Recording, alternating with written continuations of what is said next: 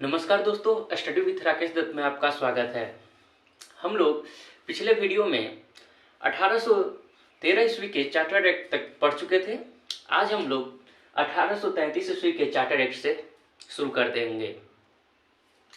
चलिए देखते हैं 1833 ईस्वी के चार्टर में क्या क्या प्रावधान किए गए थे।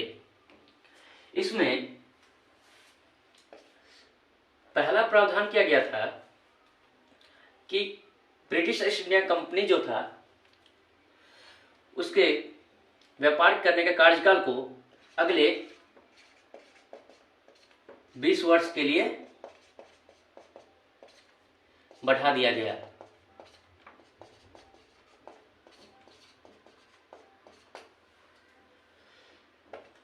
दूसरा पॉइंट, जो कंपनी को ब्रिटिश ईस्ट इंडिया कंपनी को चीन के साथ व्यापार एवं चाय के लिए जो व्यापार पे एकाधिकार प्राप्त था उसको खत्म कर दिया गया। चीन एवं चाय के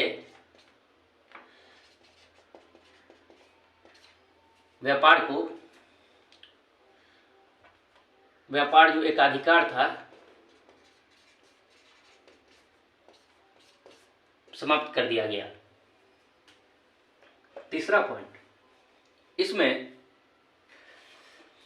केंद्रीकृत व्यवस्था की गई सेंट्रल में,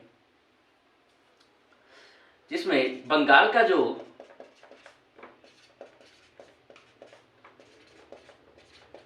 गवर्नर जनरल था उसको भारत का गवर्नर जनरल कहा जाने लगा और जो प्रांतीय गवर्नर थे, जैसे में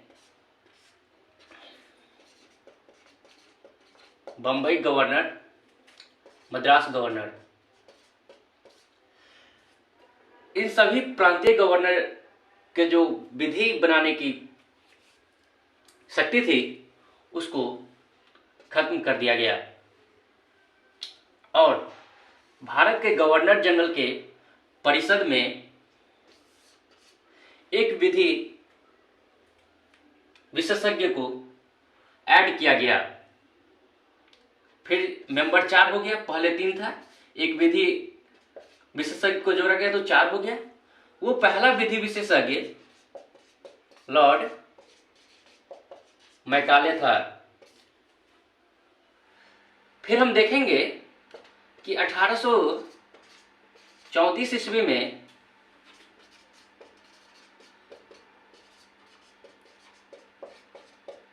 विधि आयोग का गठन होता है और उसका अध्यक्ष इसी लॉर्ड मैकाले को बनाया जाता है।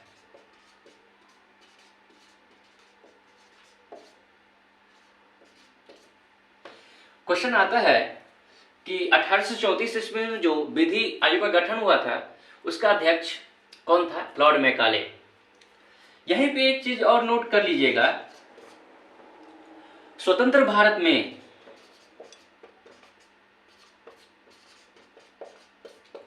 पहला विधि आयोग का गठन 1955 में होता है, जिसका अध्यक्ष एमसी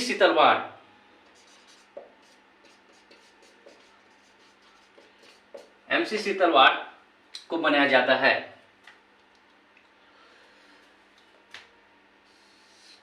बंगाल का जो गवर्नर जनरल था, अंतिम गवर्नर जनरल विलियम बेंटिक, यह भारत का गवर्नर जनरल हो गया। तो इस प्रकार यहां से 2 क्वेश्चन बनता है कि बंगाल का अंतिम गवर्नर जनरल और भारत का पहला गवर्नर जनरल विलियम बेंटिक होगा। इसके बाद हम देखेंगे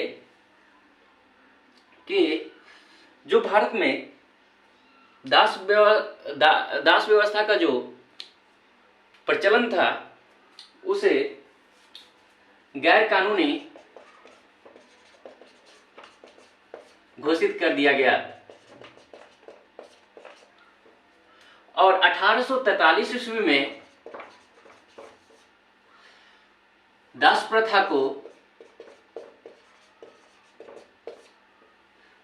उन्मूलन कर दिया जाता है, मतलब खत्म कर दिया जाता है।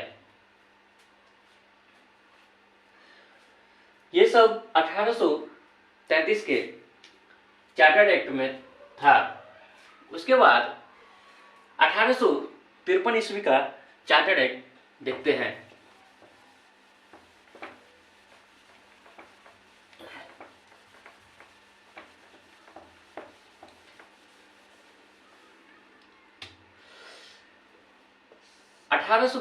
का चार्टर्ड एक्ट पारित होता है। उसमें पहला पॉइंट था कि जो कंपनी को उसका देखे थे 1773 ईस्वी में ही जब रेगुलेटिंग एक्ट पास हुआ था, तो उसी समय से कंपनी को व्यापार करने के लिए 20 वर्ष के लिए लाइसेंस दिया जाता था।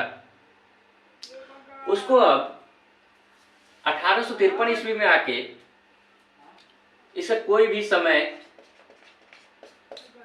निश्चित नहीं किया गया बढ़ाने के लिए। वो ब्रिटेन के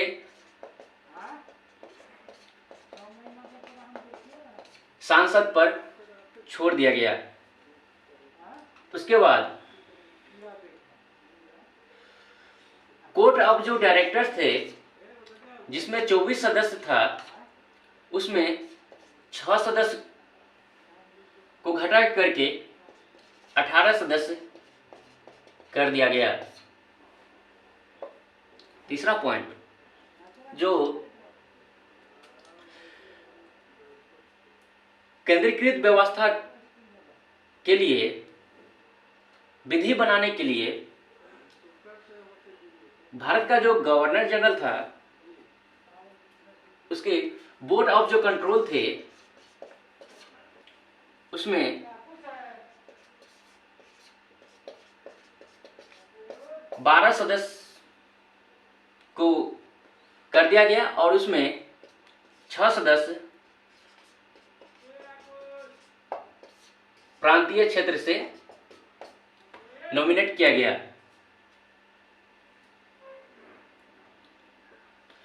और ये जो 12 सदस्य था, यहाँ पे जो विधि बनाएगा उसको पास करने का अधिकार गवर्नर जनरल को कर दिया गया।